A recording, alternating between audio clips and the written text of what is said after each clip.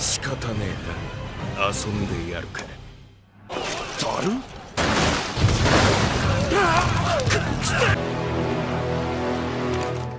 やっ！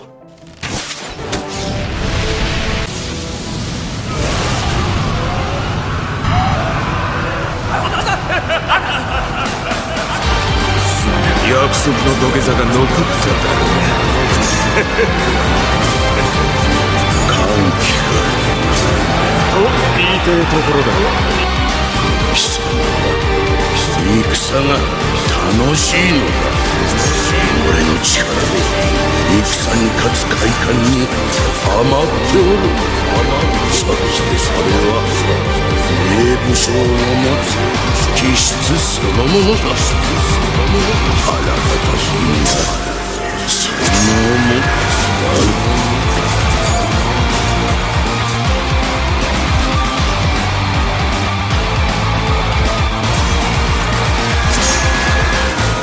なぜ神将として戦っているのかだ。寝言は死んで言えよ、じじい。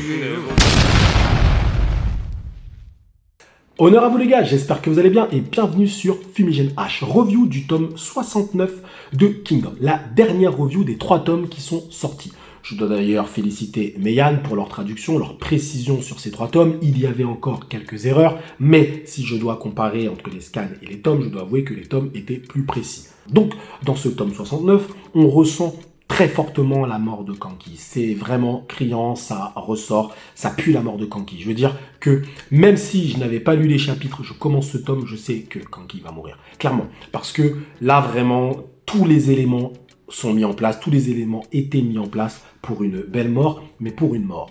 D'accord? Et de plus, l'armure scénaristique de Riboku, effectivement, te laissait à croire très rapidement que Riboku allait s'en sortir. Et si Riboku s'en sort, Kanki meurt, bien évidemment. Ok? Maintenant, ce qui est intéressant à noter, c'est la réaction de Shin. Parce que Shin, dans cet arc, je crois que c'est l'un des arcs dans lequel Shin a été le plus absent. Shin a été absent dans cet arc. Ok?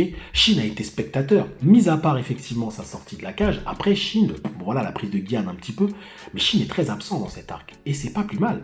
C'est pas plus mal parce que Shin a ce rôle, effectivement, il est acteur, mais il est aussi spectateur. Parce que Shin, c'est aussi lui, on découvre la guerre à travers ses yeux. Hein. N'oubliez pas, Shin, c'est le protagoniste. C'est lui qui fait avancer le scénario. Et nous, on découvre la guerre à travers ses yeux. Donc en fait, Shin, finalement, est spectateur dans cette situation. Il apprend, encore une fois, il apprend de Kanki, comme il a appris de Dukyu, comme il a appris de Wookie, et nous, on apprend aussi à travers lui. Donc c'est bien que Shin soit spectateur.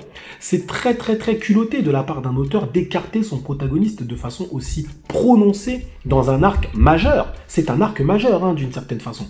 Ce qui va être intéressant, c'est que toutes les paroles de Kanki, il n'en a pas eu beaucoup pour Shin, en vrai, mais toutes ces paroles viennent faire écho actuellement. C'est-à-dire que lorsque Kanki disait à Shin, je vais t'apprendre la guerre, je vais t'apprendre comment les hommes font la guerre. Tu comprends maintenant mieux ces paroles. Alors oui, il y avait Kokyu, on peut se le dire, mais il y a également maintenant. Parce que qu'est-ce qui va se passer à la fin de cet arc? Shin va avoir une révélation de ses sentiments pour Kyukai, il l'aimait déjà évidemment, mais ses sentiments vont se révéler encore plus. Et lorsque tes sentiments se révèlent pour une femme, et derrière, tu lui fais des demandes de tout ce que tu veux, mariage, machin, c'est que tu deviens un homme. Qui est-ce qui t'a appris à devenir un homme? C'est Kanki. Et il te l'avait dit depuis le début, depuis ta rencontre avec lui. Il t'avait dit, je vais t'apprendre la guerre comme un homme. Et oui, d'une certaine façon, Kanki a participé au développement stratégique et militaire, si tu veux, de Shin, parce qu'il a peut-être développé un petit peu son instinct, mais il participe aussi à son développement, on va dire, physique, physiologique, humain, ok, à savoir le faire passer du statut de jeunes adultes à homme, jeune adulte à homme, vous voyez ce que je veux dire? Il lui apprend la guerre comme un homme. Donc toutes les paroles de Kanki font écho maintenant, on comprend mieux tout le personnage. Et oui, même si on ne sait pas réellement d'où il vient, en vrai, c'est grave sans être grave, parce que c'est quelque chose qui peut être réglé post-mortem, mais on comprend toutes les actions qu'il a eues envers Shin, on comprend qu'en fait, c'était de la bienveillance. Et oui, c'est un peu bizarre de dire ça, mais c'était de la bienveillance. Kanki le dit, vous êtes des cons, mais en vrai, je vous aime bien. En vrai, je vous aime bien parce qu'ils font partie du même monde.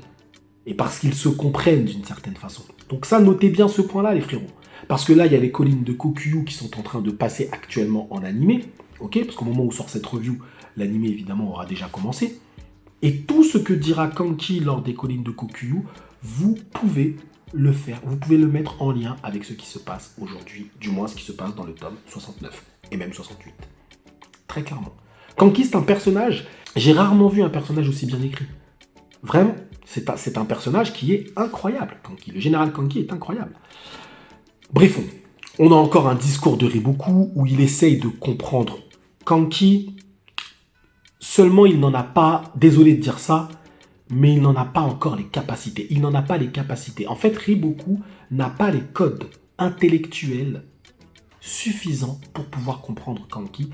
C'est l'histoire de Riboku qui lui fait défaut, malheureusement. C'est pas parce qu'il est stupide, hein. C'est parce que intellectuellement, Riboku répond à des codes académiques, à des codes classiques qui font que il ne peut pas comprendre Kanki. Pour comprendre Kanki, tu dois avoir au moins connu un minimum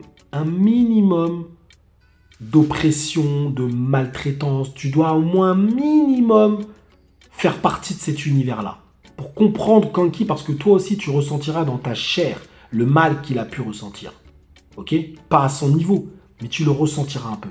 Riboku ne peut pas comprendre Kanki. Riboku le comprend seulement à la fin, lorsqu'il est au bord de la mort. D'accord ? C'est parce que vraiment, il voit en lui une petite lueur, mais même là, on peut dire qu'il le comprend, mais pas totalement.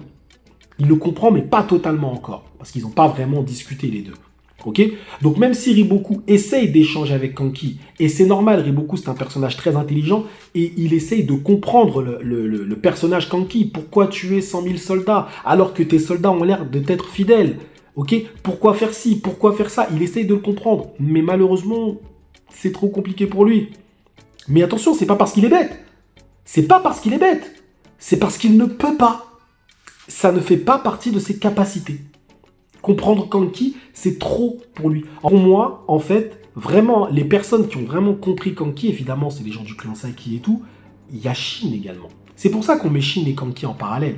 C'est parce que Shin, d'une certaine façon, lui comprend la pensée de Kanki, n'est pas tombé dans les ténèbres comme Kanki, mais il le comprend. Et c'est aussi pour ça que les deux personnages, d'une certaine façon, se ressemblent. Toutes les personnes, tout le monde, tous les fans de Kingdom qui se respectent, vous m'avez toujours dit en zone commentaire que c'est vrai que Kanki et Shin, ils se ressemblent. Vous m'avez toujours dit ça et on a toujours tous été d'accord sur ça. Et c'est étrange, parce que d'un côté, on a un décapiteur et de l'autre côté, on a quelqu'un qui tue, on va dire, par nécessité. Et qui ne tue pas des opprimés et des innocents. D'accord ? Et pourtant, les deux se ressemblaient, les frérots. On arrivait tout de suite à voir que l'un comprenait l'autre. Mais c'est pour ça que Riboku ne les comprend pas. Riboku ne peut pas comprendre ça, en fait. Donc même s'il essaye, c'est trop difficile pour lui. Kanki, d'une certaine façon, restera dans la légende. Parce que ce qu'il a réussi à faire, mais c'est surtout ce qu'il a réussi à créer autour de lui, que ce soit dans le manga ou même à l'extérieur du manga, c'est quelque chose, selon moi, d'unique. Le gars a réussi à se faire aimer alors que c'était la pire enflure que tu avais dans Kingdom. Mais où est-ce que tu as vu ça ? Mais vraiment une enflure d'un niveau stratosphérique. Hein. Parce que tu as des antagonistes comme ça dans l'univers manga qui sont appréciés, mais les gens sont quand même au courant que ce sont des antagonistes. Ils disent ouais, voilà. Mais là, Kanki, je vous jure, les gens qui étaient avec Kanki, ils étaient avec lui à 100%. Moi, je le voyais en zone commentaire. Hein. Et moi, Kanki, je ne l'ai pas me renier. J'ai toujours dit que Kanki, pour moi, était c'est mon personnage préféré. Alors, je dis c'était parce que maintenant, il est mort, évidemment. Mais je trouve qu'il apportait une telle aura, il avait un tel charisme dans l'œuvre. Lorsqu'il arrivait, lorsqu'il faisait quelque chose, chacune de ses actions, c'était quelque chose qui te laissait sur le cul, en fait. Kanki, dans le manga, pour moi, il était vraiment, mais il avait une place unique. Tu ne peux pas le remplacer.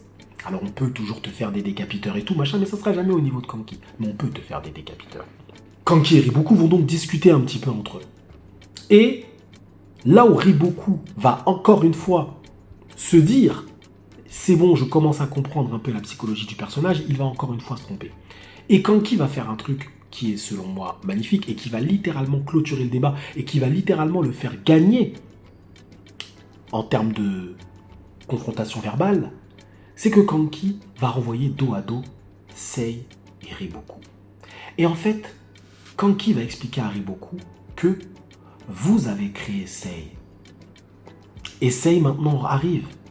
Et Sei crée, en fait, Riboku crée des Sei crée des Riboku crée des Sei crée des Riboku. En fait, il dit, vous êtes c'est le serpent qui se mord la queue. Vous êtes les mêmes, en vrai. Pour lui, Riboku n'a pas d'importance, comme Sei n'en a pas. Parce que vous faites la même chose, vous êtes les mêmes. Vous créez la guerre, vous créez la misère. Et oui, retourne voir ton roi qui est sur son trône de sang. C'est ce qu'il dira à Shin. Donc en fait, Riboku ne peut pas répondre à ça. Parce que c'est la vérité. C'est la vérité. Et je ne vais même pas dans le détail de Shuei, etc. C'est la pure et stricte vérité. Les hommes tels que Sei, tels que Riboku, tous ces gens-là, qui appartiennent, on va dire, au monde de la guerre, qui aiment la guerre, tout ce que tu veux, ok, finalement, répondent tellement au même code qu'en fait, ils ne font que créer plus de guerres pour toujours plus de guerres, pour toujours plus de guerres. Donc en fait, en vrai, Kanki, encore une fois, s'intéresse à la cause, il leur dit, mais en fait, vous êtes les mêmes, vous êtes les créateurs de guerre.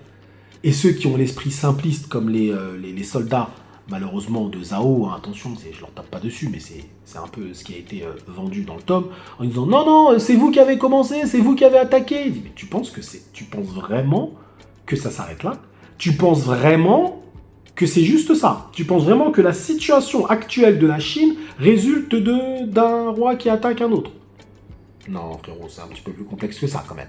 Le mort de Kanki est sublime. Facile top 5 des meilleures morts en manga. Facile, hein. En manga, ok? Parce que, vraiment, c'est une narration limite poétique. Je vous dis, ce truc, je pense même que ça a tiré une larme à certains. Tellement c'était bien écrit. Le rapport avec ces hommes, les flashbacks, les rencontres avec Shio, Kokuo, le parallèle qui est fait avec le clan Saki, le sanctuaire dans lequel il veut retourner, et la façon dont la narration a été faite, et le personnage de Kanki qui fonce jusqu'au bout, qui reste fidèle à ses valeurs jusqu'au bout, j'espère qu'en animé, ils vont rendre hommage à ça. Parce que ça fait vraiment partie des plus belles morts en manga. Je ne sais même pas quelle musique tu peux mettre. Je me pose la question de quel OST tu peux mettre pour une telle mort, pour un tel personnage. Tu peux mettre un truc triste, mais on parle de Kanki. Donc tu peux peut-être même rajouter un petit truc ténébreux un peu là-dessous. Et Riboku, jusqu'à la fin, jusqu'au bout, il aurait pu reculer. Attention, quand Riboku meurt quand Kanki meurt et l'arme de Riboku est juste devant lui, on peut se dire, oh, il était à 2 doigts de l'avoir. Non, Riboku, il aurait pu largement reculer, etc. Mais Riboku voulait affronter cet homme. Il voulait vraiment se dresser face à lui. À ce moment-là, Riboku le respecte. Vraiment. Chose qu'il ne faisait pas avant. Avant, Riboku ne le respectait pas parce qu'il le considérait comme un vulgaire décapiteur. Mais là, il le respecte parce qu'il a compris qu'il y avait quelque chose d'autre derrière. Il ne comprend pas ce qu'il y a derrière, mais il a compris qu'il y avait quelque chose. Il a compris qu'il se trompait sur Kanki. Il sera jamais capable de pouvoir réellement définir qui était le général Kanki. Il ne sera jamais capable, il ne pourra pas. Mais par contre, ce qu'il pourra dire, c'est que ce n'était pas un vulgaire décapiteur, comme tout le monde le pensait. Non, il y a quelque chose, il y a une lueur chez lui. Mais il ne saura pas comment expliquer cette lueur.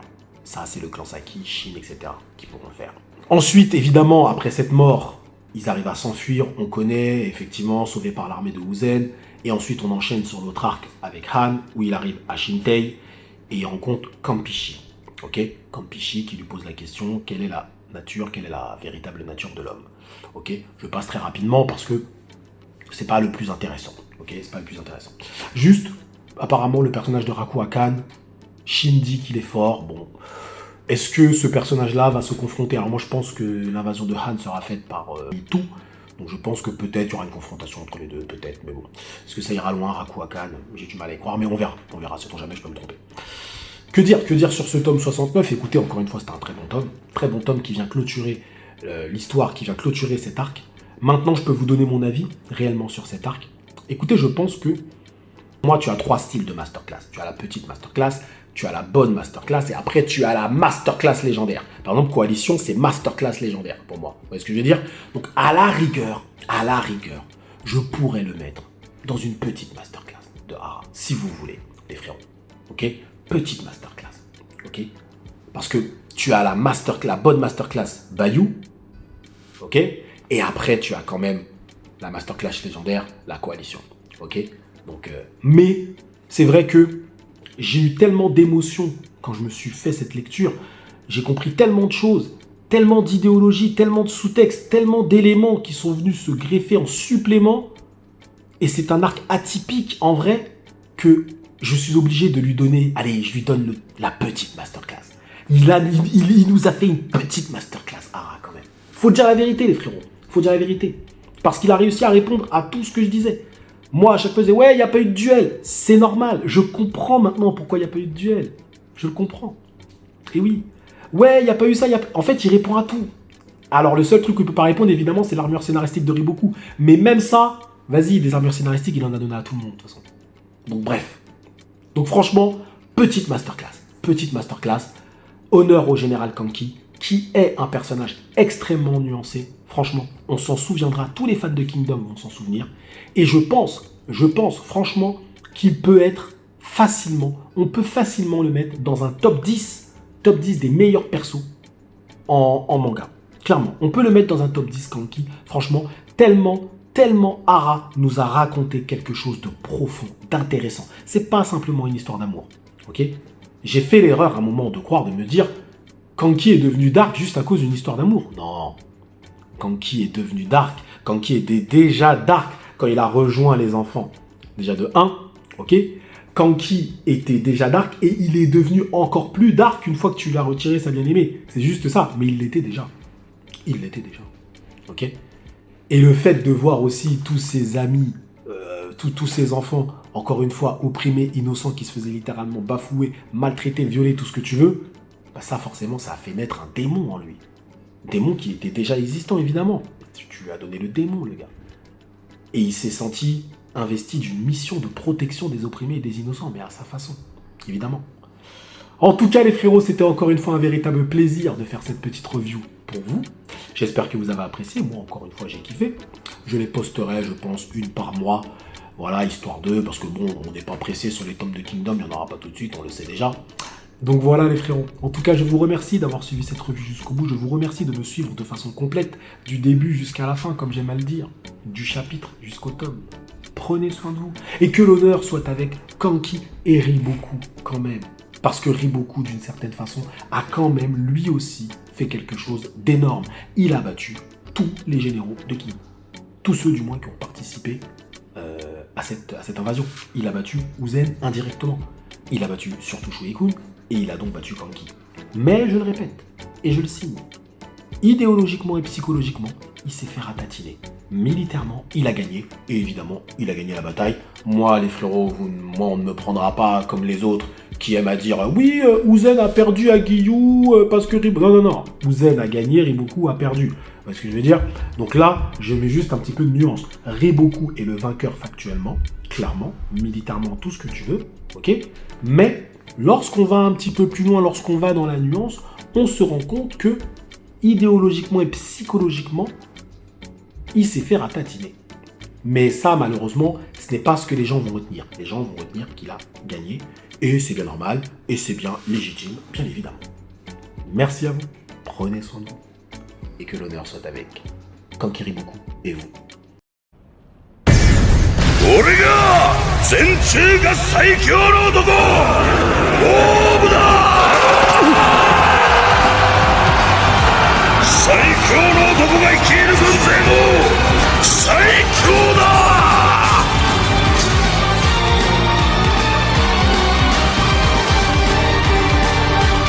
この俺を止める者など天下に存在せぬ貴様の頭はこのモーブ自ら叩き潰すこのモーブ軍は無敵である